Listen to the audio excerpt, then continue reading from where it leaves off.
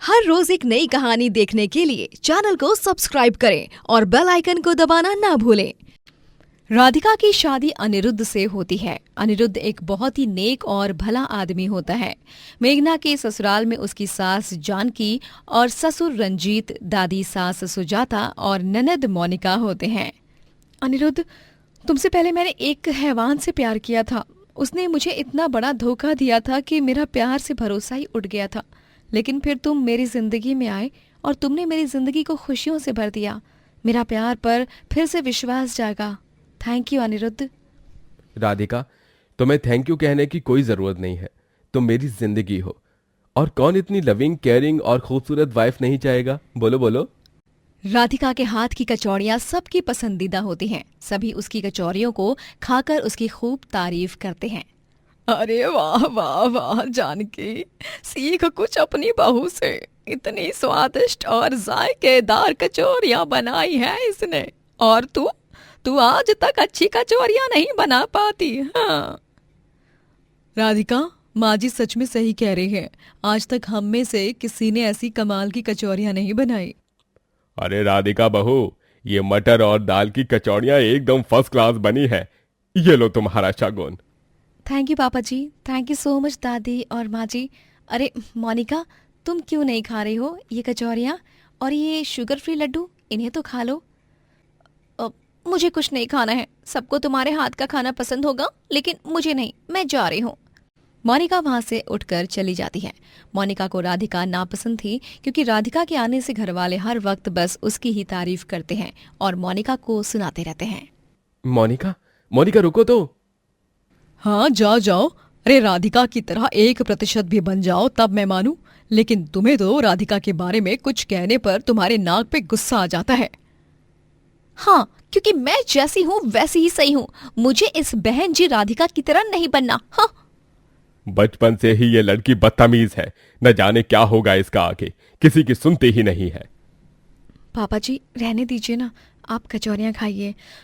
जब मोनिका का गुस्सा शांत हो जाएगा वो अपने आप आ जाएगी। मोनिका एक टूर्स एंड ट्रैवल्स कंपनी में जॉब करती है और उसे पड़ोस की कॉलोनी में रहने वाले अद्विक से प्यार हो जाता है। अद्विक मोनिका से कहता है, मोनिका बेबी, मैं तुमसे बहुत प्यार करता हूँ। मैं तो एक अनाथ हूँ। मेरा तो इस दुनिया में कोई भी नहीं है। लेकिन तुम्हारा परिवार, तुम अपने परिवार को हमारे रिश्ते के बारे में बता दो। हाँ अद्विक, शायद तुम सही कह रहे हो। अब बहुत वक्त हो चुका है। अगर हम और रुके ना तो माँ पापा और दादी मेरी शादी किसी और लड़के से करा देंगे। मोनिका घर जाकर सबको अद्विक के बारे में बताती है और उसकी फोटो दिखाती है। अद्विक बहुत ही अच्छा आदमी है। माँ पापा, दादी, ये देखिए उसकी तस्वीर। भैया आप भी देखिए, लेकिन इस राधिका को मत दिखाना। मैं नहीं चाहती कि ये मेरी खुशियों पर अपनी बुरी नजर लगाए। मोनिका, तमीज से पेश आओ। घर वाले अद्विक की तस्वीर देखते हैं, लेकिन राधिका नहीं देख पाती। देखते ही देखते मोनिका की जिद के कारण घर वाले हाँ कर देते हैं और अद्विक को ढेर सारा दहेज देकर वो लोग अद्विक और मोनिका की शादी कराते हैं। लेकिन जब शादी होने के बाद राधिका अपने नंदोई को देखती है, तब वो हैरान और भौचक्की की रह जाती है। ये क्या? ये तो अद्विक है। इसका मतलब ये है कि इस क्रूर अद्विक ने अब मोनिका से शादी कर ली है। राधिका, ये वही अद्विक है ना जिससे तुम्हारी मेरे पहले शादी हुई थी, और इसी के कारण तुम्हारे माता पिता की मौत हुई। इसने ही तुम्हारा सारा पैसा लूटा और तुम्हें मार पीट कर अपनी जिंदगी से बाहर फेंक दिया। हाँ अनिरुद्ध, ये वही दरिंदा है। ये हर साल ऐसे ही मासूम और भोली भाली लड़कियों को अपने प्यार के जाल में फंसाकर उनसे दहेज लेकर शादी करता है और उन्हें 1 साल के अंदर मार पीट कर छोड़ देता है। और अब इसने हमारी मोनिका को अपनी नई बीवी बनाया है। नहीं राधिका, मैं ऐसा होने नहीं दूंगा। हम अभी ये सारी बात माँ पापा को बताएंगे। काश कि तुमने शादी होने से पहले ही उस अद्विक की शक्ल देख ली होती। अनिरुद्ध और राधिका जाकर अपने घर वालों को सारी बात बताते हैं और उनके घर वाले वो सब सुनकर चौंक जाते हैं। वहीं मोनिका ने अद्विक के कहने पर अपने घर वालों की सारी जायदाद अब उसके नाम कर दी थी।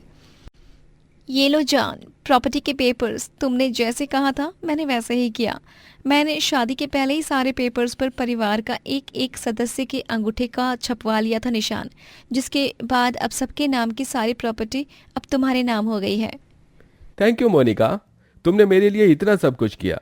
ये सब मैंने हमारे और हमारे होने वाले बच्चे के फ्यूचर के लिए करने कहा है। क्योंकि अगर तुम अपने परिवार से खुद से कुछ मांगती तो वो लोग तुम्हें जल्दी नहीं देते। अब हम विदेश जाकर आराम से सेटल हो सकते हैं। हाँ जान, मैं तुमसे बहुत प्यार करती हूँ और तुम्हारे लिए मैं कुछ भी कर सकती हूँ। मोनिका ने अद्विक के प्यार में अपने परिवार को धोखा दे दिया था। अब तो उसके मायके वाले एक छोटे से किराए के मकान में रहने लगते हैं, क्योंकि उनसे अद्विक ने उनका घर जो छीन लिया था। जब अनिरुद्ध और राधिका मोनिका को अद्विक की सच्चाई बताने जाते हैं, तभी वो उनकी एक नहीं सुनती और उन्हें अपना घर से बाहर निकाल देती है। सोचा नहीं था कि मोनिका हमें इतना बड़ा धोखा देगी। मैंने 1 महीने पहले ही जॉब में रेजिग्नेशन डाल दी थी, ताकि मैं अपनी प्रॉपर्टी के पैसों से अपना नया बिजनेस शुरू कर सकूं। लेकिन अब प्रॉपर्टी नहीं रही और अब जॉब भी चली जाएगी। चिंता मत करो अनिरुद्ध, क्योंकि मैंने सोच लिया है कि अब हम क्या करेंगे। राधिका सबके लिए कचौरियां बनाकर लाती है और उन्हें कहती है कि अब वो कचौरियां बेचेगी। राधिका और अनिरुद्ध अब गांव में कचौरियां बेचने लगते हैं। कचौरी ले लो कचौरी, प्याज पनीर आलू और दही की कचौरी, और भी अनेक तरह की कचौरियां ले लो। स्वादिष्ट और मसालेदार कुरकुरी करारी कचौड़ियाँ, आइए आइए कचौड़ियाँ खाइए, आइए आइए। अरे वाह राधिका और अनिरुद्ध, तुम्हारी कचौरी ठेले की कचौड़ियाँ एकदम बढ़िया है। मजा ही आ गया भाई खा मुझे तो। हाँ बहुत स्वादिष्ट है। मुझे और 2 मूंग दाल की कचौड़ियाँ देना और 3 मटर की कचौड़ियाँ पार्सल दे देना। राधिका और अनिरुद्ध अपने कचौरी ठेले में कचौरियां बेच बेच कर भरपूर पैसे कमाने लगते हैं और साथ ही उनका ठेला कुछ ही दिनों में गांव में हर तरफ मशहूर हो जाता है। वहीं मोनिका और अद्विक के रिश्ते में समय के साथ दरारें आने लगती हैं। जब अद्विक अपने असली रंग दिखाने लगता है, वो मोनिका को रोज मारने पीटने लगता है और उसे घर से बाहर निकालने की धमकी देने लगता है। अद्विक, मैंने तो बस तुम्हें मेरे साथ कहीं घूमने चलने के लिए कहा ना। चुप, एकदम चुप। तेरी आवाज सुन सुनकर पक गया मैं। तो निकल यहाँ से। अब मुझे तेरी कोई जरूरत नहीं है, निकल यहाँ से। लेकिन अद्विक, अद्विक मेरी बात तो सुनो। अद्विक मोनिका को धक्के मारकर घर के बाहर निकालता है और तभी मोनिका को उसकी भाभी फर्श पर गिरने से बचा लेती है। राधिका भाभी, आप? हाँ मोनिका, मैं तुम्हें जो कुछ भी किया प्यार में अंधी होकर किया, ठीक उसी तरह जैसे मैंने इस हैवान संग प्यार में किया था। लेकिन अब नहीं। इंस्पेक्टर साहब, गिरफ्तार कर लो इसे, ताकि ये किसी और मासूम लड़की को आगे जाकर ना फंसा पाए। इंस्पेक्टर अद्विक को गिरफ्तार कर लेते हैं। मोनिका को अपनी गलतियों का पछतावा होता है। मुझे माफ कर दीजिए भाभी, आप सबके साथ मैंने बहुत गलत किया, लेकिन मुझे एक आखिरी मौका दे दीजिए अपनी गलतियों को सुधार कर एक अच्छी बेटी, एक अच्छी बहन और एक अच्छी ननद बनने का। राधिका मोनिका को अपने गले से लगा लेती है और सभी घर वाले मोनिका को माफ कर देते हैं, जिसके बाद सभी एक साथ खुशी से रहने लगते हैं और राधिका और अनिरुद्ध खूब पैसे कमाकर हर एक गांव में अपना कचौरी स्टॉल लगाते हैं और बहुत आगे जाते हैं। करमपुर कहकर एक गांव में सहदेव नामक एक गरीब आदमी रहता था, जिसका एक छोटा सा ढाबा था। सहदेव रोज सुबह 7 बजे ही अपने ढाबे को खोलता और स्वादिष्ट स्वादिष्ट व्यंजन बनाकर बेचता। वहीं सचदेव की बीवी पूनम घर पर मटके बनाकर उन्हें सजाती और बाजार में बेचती। सभी गांव वालों को सहदेव के हाथ का खाना बहुत पसंद था और खास करके उसके यहाँ मिलने वाली सुबह की मैगी। नाश्ते के लिए तो इतनी लंबी भीड़ जम जाती थी कि पूरा रास्ता ब्लॉक हो जाता था। अरे भैया, इतना जायकेदार मैगी अगर रोज मिल जाए तो उससे अच्छा जीवन में और क्या ही हो सकता है। सहदेव भाई, तुसी ग्रेट हो। अरे भाई, ये मैगी नहीं, ये तो अमृत है, अमृत। या यूं कहो हमारे दिन की शुरुआत का एनर्जी बूस्टर, क्योंकि इसे खाकर ही मुझे और हम सबको फुर्ती आती है। धन्यवाद भाई। सभी बड़े ही चाव से सहदेव के हाथों की मैगी खाते थे। सहदेव की माँ बहुत बीमार हो चुकी थी और उनके इलाज के लिए उसने दीपक साहूकार से पैसे लिए होते हैं, लेकिन इलाज के लिए पैसे लगाने के बाद भी सहदेव की माँ बच नहीं पाई थी और अब सहदेव के पास जरा सा भी पैसा नहीं बचा था। पैसे नहीं बचे हैं मतलब? अरे तूने उन पैसों को मुझ पर उड़ाया है क्या? मुझे तेरे ये सारे फिजूल के ड्रामे वाले ये बहाने नहीं सुनने हैं सहदेव। जल्दी से जल्दी मेरे पैसे दे दे, पूरे 1.5 लाख रुपए। दीपक साहब, मेरी बात सुनिए, मुझे कुछ और दिनों की मोहलत दे दीजिए। माँ के इलाज में बहुत सारा खर्चा हुआ, और तो और हमारे पास बैल बकरी गहने खेत जो कुछ भी थे, हमने वो सब भी बेच दिए हैं।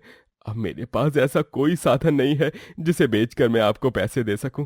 मैं आपको धीरे धीरे ब्याज चुकाकर सारे पैसे लौटा दूंगा, मेरा यकीन मानिए।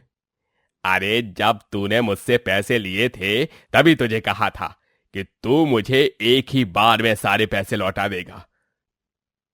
तो अब ये ब्याज की बात कहां से आ गई? छोड़, मेरे पास एक सुझाव है और वही आखिरी फैसला है मेरा। तेरा ढाबा, हाँ, बेच दे मुझे अपना ढाबा। उस मकान की कीमत 1.5 लाख तो नहीं होगी, लेकिन अब तेरे से क्या ही लूं, इसलिए तेरा ढाबा अब से मेरा हुआ। लेकिन भाई साहब, ऐसा मत कीजिए, मेरा ढाबा ही तो मेरा कमाने का एक मात्र जरिया है, और और अगर आप उसे ही मुझसे छीन लेंगे तो मैं क्या करूंगा, कैसे कमा पाऊंगा? दीपक साहूकार सहदेव का ढाबा हड़प लेता है और उसके ढाबे के अंदर का सारा सामान वो सबके सामने बाहर फेंकता है, जिसे देखकर सहदेव की आंखें भर आती हैं। उस वक्त बेचारा सहदेव लाचार था, इसीलिए वो चुपचाप अपने ढाबे को किसी और का होते हुए देख लेता है। सहदेव घर जाकर बहुत रोता है। पूनम को भी बहुत रोना आता है, लेकिन वो दोनों अब बेबस थे और कुछ कर भी नहीं सकते थे। जी संभालिए अपने आप को, अब जो हुआ सो हुआ, लेकिन एक बात याद रखिए कि माँ जी ऊपर से आपको आशीर्वाद जरूर देंगी और उनके आशीर्वाद के जरिए आपका भी अच्छा होगा। सब बर्बाद हो गया पूनम, अब पता नहीं क्या होगा। मेरा ढाबा एक पल में किसी और का हो गया। सहदेव कुछ दिनों तक बहुत उदास होता है। वो अपने लिए नई नौकरी ढूंढने जाता है, लेकिन उसे कहीं भी नौकरी नहीं मिलती, जिस कारण वो काफी हताश हो जाता है। उनके पास खाने के लिए भी कुछ बचा नहीं था और सारे पैसे खत्म हो चुके थे। तभी जी मुझे जो मायके से बर्तन मिले थे ना, मैं उन्हें बेचकर आती हूँ और आते वक्त थोड़े मैगी के पैकेट्स ले आती हूँ। मिट्टी के मटके तो वैसे भी हैं ही, उनमें ही खा लेंगे हम मैगी। इतनी धूप हो रही है तो मत जाओ, लाओ मुझे दे दो वो सारे बर्तन, मैं बेच कर आता हूँ। सहदेव उन बर्तनों को बेच कर आता है और आते वक्त एक दुकान से मैगी के पैकेट्स खरीद कर घर आता है। सहदेव अपने स्टाइल वाली स्पेशल मैगी बनाता है और पूनम और सहदेव उस मैगी को मटके में खाते हैं। तभी उस वक्त उनकी गली में एक कार में एक अमीर आदमी किसी दुकान की तलाश कर रहा था। ओ गॉड, एक दुकान नहीं मिल रही है। मुझे इतनी प्यास लगी है, ऐसा लग रहा है कि मैं रेगिस्तान में फंस गया हूँ। तभी प्यास के मारे अमीर आदमी को कुछ समझ नहीं आता और वो सीधे सहदेव के घर का दरवाजा खटखटाता है। जी बोलिए। भाई साहब, माफ कीजिएगा, इतनी भरी दोपहर में मैंने आपके घर का दरवाजा खटखटाया। वो दरअसल मुझे बहुत जोरों की प्यास लगी है। थोड़ा ठंडा पानी मिलेगा क्या? यहाँ इस गली में कहीं कोई दुकान नजर ही नहीं आ रही है। अरे साहब, बस इतनी सी बात, आइए आइए अंदर आइए। सहदेव अपने मिट्टी के घड़े में रखे हुए पानी को मिट्टी के ग्लास में भरता है और उससे उस अमीर आदमी को देता है। अमीर आदमी 2 ग्लास पानी पीता है, तब जाकर उसकी प्यास बुझती है। ओह, अब जाकर अच्छा लग रहा है। मेरी गाड़ी में जितना पानी था पूरा खत्म हो चुका था। थैंक यू सो मच भाई साहब। अरे कोई बात नहीं साहब, ये लीजिए, ये मटका मैगी खाइए। मटके के बर्तन में बहुत पोषक तत्व होते हैं, इसलिए ये मैगी एक तरह से बहुत सेहतमंद भी है। अमीर आदमी जब उस मटका मैगी को खाता है तभी आउटस्टैंडिंग, ये मैगी नहीं, मैगी किंग है, मैगी किंग। इतने बढ़िया स्वाद वाली मैगी मैंने अपने पूरे जीवन में कभी नहीं खाई, सीरियसली। धन्यवाद। एक मिनट, कहीं आप वही व्यक्ति तो नहीं है जो इस गांव में अपनी स्वादिष्ट मैगी के लिए फेमस है? जी साहब, मैं ही वो व्यक्ति हूं। अगर ऐसा है तो आप यहां पर क्यों हो? आपको तो ढाबे पर मैगी बेचनी चाहिए थी। साहब, वो दरअसल पूनम और सहदेव उस अमीर आदमी को सारी बात बताते हैं, जिसके बाद अमीर आदमी बहुत दुखी होता है।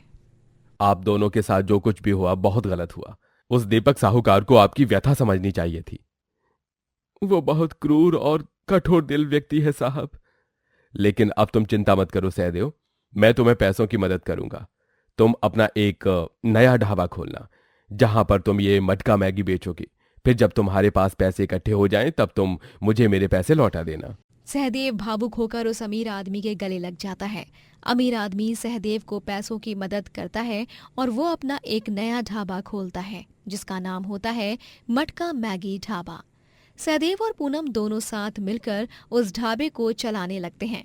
दीपक ने सहदेव के ढाबे की जगह अपना रेस्टोरेंट खोल दिया था और एक रसोइया रखा था जो इतना भी अच्छा खाना नहीं बनाता था। जब दीपक को पता चलता है कि सहदेव ने मटका मैगी ढाबा खोला है तभी उसके चेहरे की हवाइयां उड़ जाती हैं। अब फिर से सहदेव के ढाबे पर मैगी खाने के लिए पूरा गांव इकट्ठा होने लगता है। ये देखकर दीपक को बहुत जलन होती है।